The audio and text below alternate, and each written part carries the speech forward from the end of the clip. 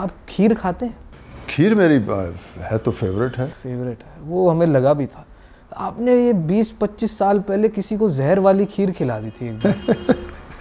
तो फिर उनका रिएक्शन उन्हें थोड़ा गलत हो गया, हालांकि फिल्म बहुत बड़ी हिट हो गई। एक्चुअली खीर जो है ना, ये रात को शूटिंग से जाओ ना 1 बजे 2 बजे, तो सबसे पहली चीज़ खाने का मन करता था कुछ ठंडा, तो खीर से बढ़िया कोई चीज़ नहीं होती थी। तो वाइफ को भी मालूम था, तो भी बना के रखती थी। तो वैसे ही खीर तो सब पंजाबियों को या सब पसंद है वो। और वही आपने यार वो कहानी सूर्यवंशम में जो थी, वो कभी कभी कुछ चीज़ें जो स्क्रीन पे दिखती हैं वो यंग लोगों में बहुत पॉपुलर हो जाती है। तो मुझे लगता है उस फिल्म के दौरान जब वो फिल्म चली, तो उसके बाद फिल्म टीवी में बहुत बार आई। तो टीवी में बहुत बार आई तो बहुत से फैमिलीज़ ने देखी। तो बच्चों के रिएक्शन जो थे इन छोटी छोटी चीज़ों पे बहुत थे, खीर खिलाने पे, ये करना, तो वो उससे फिर थोड़ा सा मुझे लगता है कि वो बहुत शायद पॉपुलर हुई। ये सब लाइनें वहाँ की थी। वो सर सेट मैक्स पे बहुत आती है हर हफ्ते, और मीम्स भी बहुत बने। तो आपने Thakur Bhanu Pratap Singh, Amitabh Bachchan ji, legendary mega star के साथ काम किया, और आपका भी रोल बहुत अच्छा खासा था, आमने सामने ही थे। तो सर वो कैसा एक्सपीरियंस था, क्या बॉन्डिंग थी, कुछ बताएं। बिग बी और आपकी कैसे रही सब? एक तो मेरी शुरुआत सब सीनियर लोगों के साथ, बड़े लोग थे सारे शुरू से ही।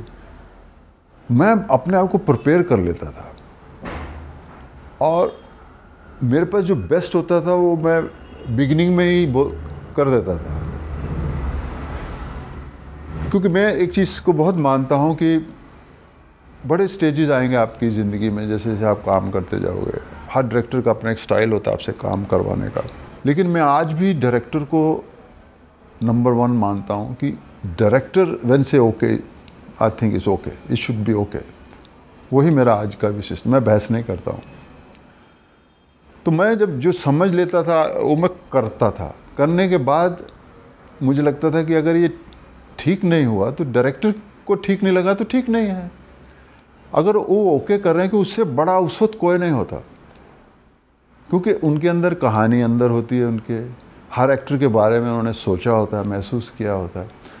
अब वहाँ पे शुरू में तो ताकत भी नहीं थी और कहते भी नहीं थे कि डिस्कस कर लेते हैं पहले क्या है, ऐसा नहीं करते थे। तो रोल भी ऐसे नहीं थे, कॉम्प्लिकेटेड नहीं थे जैसे प्राण साहब के हुआ करते थे, जिसमें बहुत सारे मैनरिज्म होते थे या वो करते थे, तो उसके लिए पहले वो प्लान कर लेते थे। तो हमारी सिचुएशन तो वो है नहीं थी। तो आप अमित सर से प्लान नहीं करते थे? नहीं, उस तरह की सिचुएशन नहीं थी, या उस तरह के करेक्टर नहीं थे वो वाले।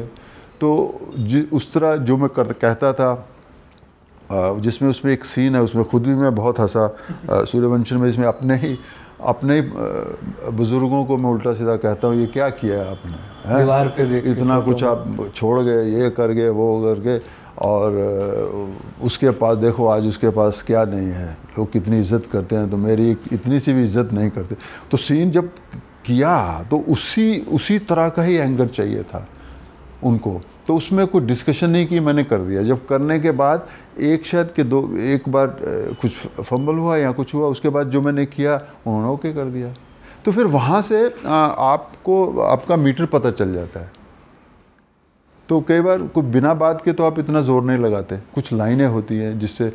और दूसरा क्या, विलन को उस वक्त भी उस रूप में पसंद करते थे कि थोड़ा लाउड रहे, चलता था। आज का विलन चेंज हो गया है क्योंकि हीरो भी चेंज हो गया है। तो आज के विलन हीरो जो है ज़्यादा लाउड नहीं होते, तो हीरो भी उस तरह करता है।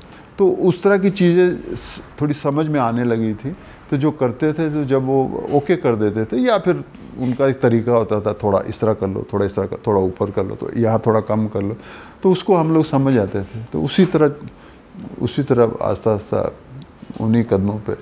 तो सर कभी बच्चन सर से आपकी कभी मुलाकात हुई हो तो डिस्कशन होती है कि सूर्यवंशम साथ हुई थी और क्या बाकमाल पिक्चर थी?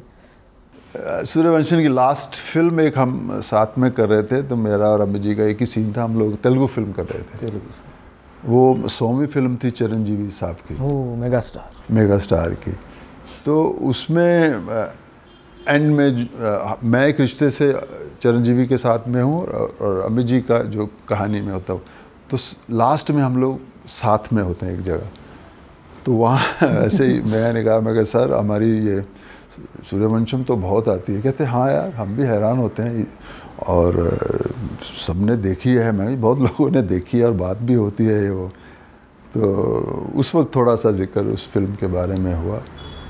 और थोड़ा सा उसमें एक और इंटरेस्टिंग था कि शाम को जिस होटल में अमित जी थे, मैं भी था, तो शाम को कई बार मुझे जिम में वो मिल जाते थे, तो जिम था वहाँ पे, तो उसी होटल में मैं भी करता था, वो भी करते थे। तो इस तरह की छोटी छोटी चीज़ें होती, लेकिन खुशी होती थी। जितना भी आमना सामना हो पाता था उसमें मज़ा आता था, खुशी होती थी। सर आपने पूरे देश भर में आप काम करते हैं, तेलुगु इंडस्ट्री में आपने बहुत सारी पिक्चरें करी हैं। आपने चिरंजीवी सर, रामचरण जी, जूनियर एनटीआर, महेश बाबू, रवि तेजा, जितने बड़े नाम हैं सबके साथ काम किया।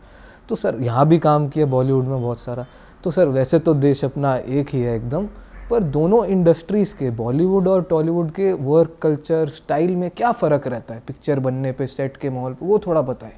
तुम इंजीनियर हो, तुम नॉर्थ की कंपनी में भी काम कर सकते हो, साउथ की कंपनी में भी काम कर सकते हो। एक लैंग्वेज का माहौल बनता है जब आप दूसरी स्टेट में जाते हो। टेक्निकली तो सेम है, उनकी दो चीज़ें बहुत बेटर थी, मानते भी हैं। उनका डिसिप्लिन बहुत अच्छा था और टाइमिंग बहुत अच्छी थी। हाँ, और टाइम पे शुरू होती थी शूटिंग और फिल्में टाइम पे ख़त्म होती थी, ये उनका सिस्टम था। और वही एक थोड़ा सा कभी कभी हमारे यहाँ लगता था कि थोड़ी लेट हो जाती है फिल्म रोज़ स्टार्ट होने में, या टाइम ज़्यादा ले लेती, ये थोड़ी सी एक था एटीट्यूड उस तरह का। ये वहाँ ऐसा नहीं था। और मुझे बिल्कुल उनका डिसिप्लिन जो है, उसने मुझे कोई ऐसी तकलीफ़ नहीं पहुंचाई, या मुझे कहीं आउट ऑफ द वे जाके एडजस्ट करने वाला बात नहीं था, क्योंकि मैं खुद डिसिप्लिन आदमी हूँ। मुझे अपने शरीर को 1-1.5 घंटा रोज़ देना है तो देना है। उसके लिए एक फ़िल्म भी छोड़ी जा सकती है, एक पार्टी भी छोड़ी जा सकती है, ये सब चीज़ें मुझ में हैं, आज भी हैं। वो कुछ ज़्यादा सुना नहीं हुआ था मैंने। वहाँ जाने के बाद जो पता चला, मुझे जो टाइम देते थे वो टाइम पे मैं पहुँच जाता था, और उससे जो निकल के आता था रिज़ल्ट, वो जब मुझे पता चला तो मैं इनकरेज हुआ। तो उनको लगा इस तरह के, यार this actor is very discipline. तो मुझे फिर तब तक आस्ते आस्ते ये भी पता चलना कि ये खुद भी बहुत डिसिप्लिन है। अगर मुझे 7 बजे बुलाया है तो 7 बजे कैमरा ऑन मिलेगा, सिर्फ आप आइए।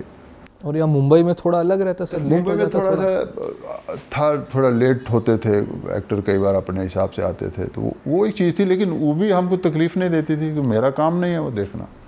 लेकिन यहाँ भी बॉम्बे में भी मेरा एक ही असूल था, मुझे कुछ नहीं फ़र्क पड़ता चाहे हम दोनों एक ही लेवल के हैं, आप कितने बजे आ रहे हो, मुझे कोई फ़र्क नहीं पड़ता। मुझे क्या टाइम दिया है बस। अगर आप इन्होंने कह दिया कि आप 9 बजे आ जाइए, मैं 9 बजे आ जाऊँगा। भले ही तू 10 बजे आ रहा है, 10:30 आ रहा है, तेरे को कुछ नहीं कह रहे, इससे मुझे नहीं लेना देना। मुझे जो कहा गया मैं वो करूँगा। उससे क्या होगा कि मुझे किसी को फॉलो नहीं करना, मुझे अपना डिसिप्लिन फॉलो करना है।